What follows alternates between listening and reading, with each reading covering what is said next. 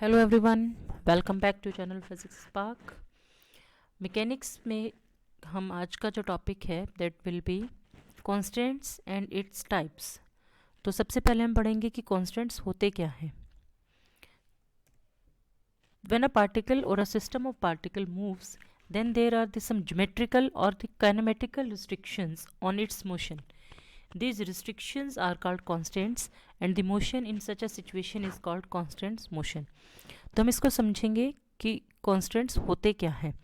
Basically क्या होता है कि जब हम कोई भी इक्वेशन लिखते हैं, इक्वेशन ऑफ मोशन अगर हम लिखते हैं, सपोज हमने ये इक्वेशन ही लिखी कि force is equal to mass into acceleration. Clear? तो यहाँ पे हमने क्या लगाया, इक्वल का साइन लगाया कि अगर हम फोर्स को हमने क्या कर दिया, इक्वल कर दिया मास और एक्सेलरेशन के लिए। अगर हम इसको इस तरीके से लिखे कि force is greater than equal to mass into acceleration, या force is less than equal to mass into acceleration, या force is not equal to mass into acceleration, तो ये जो इक्वेशंस हैं हमारे पास, ये हमने क्या किया, रिस्ट्रिक्शंस लगा दी कि इक्वेशन ऑफ मोशन पे। ठीक है, इक्वेशन कोई भी पार्टिकल जब मूव कर रहा है तो उसको हमने कुछ कंडीशंस दी कि हाँ ये पार्टिकल है। अगर हम स्ट्रेट लाइन की बात करते हैं कि पार्टिकल स्ट्रेट लाइन में मूव करेगा, क्लियर, तो हमने उस पर रिस्ट्रिक्शंस लगा दी कि पार्टिकल की इक्वेशन क्या रहेगी, स्ट्रेट लाइन की रहेगी। अगर वो सर्कल में मूव करेगा तो वहाँ से उसका रेडियस। तो इस तरीके से जो कोई भी ज्योमेट्रिकल और काइनेमेटिकल, काइनेमेटिक्स का मतलब उसके मोशन से रिलेटेड और ज्योमेट्रिकल मतलब उसकी पोजीशन से रिलेटेड जो हमने रिस्ट्रिक्शंस लगाई हैं। रिस्ट्रिक्शंस का मतलब यहाँ पर है कि जो हमने उस पर कंडीशंस लगाई हैं कि हाँ ये अगर कंडीशन फुलफिल होगी तो ही हम इक्वेशन ऑफ मोशन मानेंगे। कि जैसे अगर हम बात करते हैं, इसी की बात करते हैं कि force is equal to mass into acceleration, या इक्वेशन हमारे पास होती है v is equal to u plus a t. ठीक है, तो ये क्या होगी, ये इक्वेशन होगी हमारे पास की जो वेलोसिटी है वो इन सब चीज़ों के इक्वल होगी, इससे कम नहीं होगी, ज़्यादा नहीं होगी। तो ये जो रिस्ट्रिक्शंस है इनको हम कहते हैं कॉन्स्टेंट्स। तो कॉन्स्टेंट्स जो होते हैं बेसिकली हमारे पास चार टाइप के होते हैं, होलोनोमिक, नॉन होलोनोमिक, सिक्लोनोमिक और रियोनोमिक। ठीक है, अब हम इनकी डिटेल में पढ़ेंगे इनको कि क्या होते हैं ये। तो सबसे पहले जो होलोनोमिक कॉन्स्टेंट्स होते हैं, a constants which can be expressed in the form of an equation relating the coordinates of the system and time, कि जो पोजीशन और टाइम, कोऑर्डिनेट्स और टाइम दोनों को जो रिलेट करेगा उसको हम कहेंगे होलोनोमिक कांस्टेंट। और इसको हम डिफाइन कैसे करते हैं, इसकी जो हम कह सकते हैं कि इसको हम आइडेंटिफाई कैसे करेंगे कि कांस्टेंट होलोनोमिक है या क्या है। तो उसके लिए जो इक्वेशन आएगी वो उसमें हम इज इक्वल टू का साइन होगा।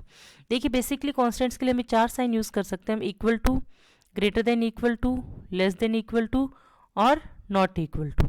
ठीक है, ये चार सिंबल्स की हम बात कर सकते हैं। इन चार सिंबल्स को लेके हम कॉन्स्टेंट्स को डिफाइन करते हैं, टाइप्स को। तो यहाँ पे इक्वल का साइन होगा, that is holonomic constant. Clear? अब इसके हम एग्जांपल देखते हैं। Constant involved in the motion of rigid body. अच्छा, रिजिड बॉडी क्या होती है, जिसमें कि जो पार्टिकल्स के बीच की जो स्पेसिंग होती है वो क्या होती है, कांस्टेंट होती है। पार्टिकल्स के बीच की जो स्पेसिंग होती है वो फिक्स होती है। ठीक है, बेसिकली सॉलिड्स को हम रिजिड बॉडी कह देते हैं। Now since the distance between any two particles of the rigid body is fix, तो इक्वेशन क्या आ जाएगी, इक्वल टू का साइन ही आएगा। ठीक है, तो r i minus r j square is equal to c i j square. ये दोनों क्या है, पोजीशन वेक्टर्स हैं, और जे सी क्या है, कोई एक कांस्टेंट है। इसका सेकंड जो एग्जांपल होगा that is constant involve during the sliding of a Beed on a wire. कि कोई भी एक वायर है, ये इस तरीके से एक वायर है, ठीक है, और उसके ऊपर ये बीड्स हैं, और ये बीड जो है वो स्लाइड कर रही है, ठीक है, डाउनवर्ड डायरेक्शन में। तो let the wire be a straight and lies in the x y plane. दो टू डायमेंशन की हम बात कर रहे हैं, तो मोशन क्या होगा इसका, एक स्ट्रेट लाइन में चलेगी बीड। ये तो नहीं है ना कि ये जो बीड है वो या इस तरफ चली जाएगी या इस तरफ, नहीं, डाउनवर्ड ही आएगी और इसी डायरेक्शन में जाएगी। ठीक है, तो दो कॉन्स्टेंट्स हो गए कि y is equal to a x plus b, और दूसरा z is equal to zero. अब z is equal to zero क्यों है, क्योंकि हमने सिर्फ एक्स वाई प्लेन की बात की, हमने टू डायमेंशन की बात की है, थ्री डायमेंशन की बात हमने नहीं की। ठीक है, तीसरा हम कहते हैं, third example, the constant involved in the motion of a pendulum. अब पेंडुलम में क्या होता है, ये देखिए कुछ इस तरीके से आपके पास पेंडुलम होता है ये। ठीक है, पेंडुलम, घड़ी जिसको हम कह सकते हैं। एल जो आपकी लेंथ है पेंडुलम की, और आर उसका रेडियस है, और ए क्या है, पोजीशन वेक्टर है, पॉइंट मास और पॉइंट के।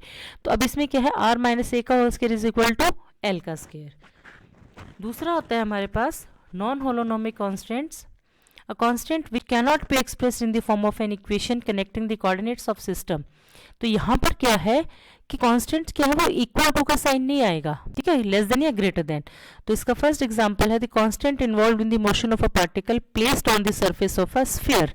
अब देखिए स्फीयर क्या होता है, स्फेरिकल सरफेस आपके पास कैसी होती है, इस तरीके की होगी ये, ठीक है। और इस स्फेरिकल सरफेस पे आपके पास ऑब्जेक्ट है, वो यहाँ पे है वो पार्टिकल, ठीक है। अब वो पार्टिकल आपके पास इस डायरेक्शन में भी जा सकता है, इस डायरेक्शन में भी जा सकता है, मतलब इक्वल टू का साइन उसके पास नहीं आएगा, ठीक है। अगर ये कहते हैं कि r is the radius of the sphere, तो कंडीशन क्या हो जाएगी कि r square minus a square is greater than equal to 0, ठीक है। इक्वलिटी साइन इक्वल, अच्छा यहाँ पे इक्वल और ग्रेटर देन दोनों आएगा। अब ये कहते हैं कि इक्वल और ग्रेटर देन कब आएगा, इक्वल का साइन कब आएगा कि जब पार्टिकल कांटेक्ट में स्फीयर के साथ, देखिए जैसे ये स्फीयर है, ठीक है, और इसके ऊपर ये पार्टिकल है, जब ये कांटेक्ट में है जिस पोजीशन पे, ये वाली जो पोजीशन है यहाँ पे तो इक्वल टू आएगा, और ये वाली जो पोजीशन है पार्टिकल की यहाँ पे क्या आएगा, ग्रेटर देन 0 आएगा। सेकेंड एग्जाम्पल है a sphere constant to roll on a rough plane without slipping. अब यहाँ पे वो स्लिप नहीं कर रहा है, रोल कर रहा है, क्लियर। ये रोलिंग में इस तरीके से कोई पार्टिकल गोल गोल घूमता हुआ जा रहा है। तीसरा है constant involve in the motion of a gas molecules in a container. अब होता क्या है, ये एक कंटेनर है, इसमें गैस के मॉलिक्यूल्स है। अब ये गैस के मॉलिक्यूल्स आपस में भी कोलाइड करेंगे और वॉल्स ऑफ कंटेनर के साथ भी कोलाइड करेंगे। तो एक पार्टिकल का कोई फिक्स डिस्टेंस नहीं है, वो किसी भी डायरेक्शन में जा सकता है। Gas is enclosed in a spherical container of radius A and position vector of molecule from centre of container is R. तो जो इक्वेशन है वो क्या हो जाएगी, R cube is not greater than equal less than equal to A cube. तीसरा आपके पास आता है scleronomic constant, the constant which is independent of time, time पे जो डिपेंड नहीं करता, क्लियर। इसका एग्जांपल क्या है, rigid body, the distance between any two pairs of particles always remain constant in time. ऐसा नहीं है कि 5 मिनट में आपने देखा तो 5 मिनट के अंदर अंदर जो है वो मोशन पार्टिकल्स जो है वो मोशन में है, और उसके बाद 10 मिनट्स के बाद आपने उसको देखा तो वो स्ट्रेट रेस्ट पोजीशन पे है, क्लियर। ऐसा नहीं है, ठीक है। रिजिड बॉडी में क्या होगा कि जो डिस्टेंस है दोनों के बीच में वो हमेशा सेम रहेगा, टाइम के वो इंडिपेंडेंट होगा, ठीक है। अच्छा, अब ये जो इक्वेशन है कि दोनों है, ये स्क्लेरोनॉमिक भी है और होलोनोमिक भी है, ठीक है। दूसरा एग्जांपल है a bead sliding on a rigid curved wire fixed in space, ठीक है। कि बीड वाली जो इक्वेशन थी वो भी क्या है, वो भी टाइम पे डिपेंड नहीं करती हमारे पास, तो वो भी क्या है, एग्जांपल है आपके पास स्क्लेरोनोमिक कांस्टेंट का। तो लास्ट जो है हमारा that is rheonomic constant, the constant which is dependent on time explicitly. अच्छा, यहाँ पर एक वर्ड हमने यूज किया है एक्सप्लिसिटली। एक्सप्लिसिटली का मतलब है कि टाइम के साथ डायरेक्ट रिलेशन होना चाहिए उसका, डायरेक्ट रिलेशन विथ टाइम,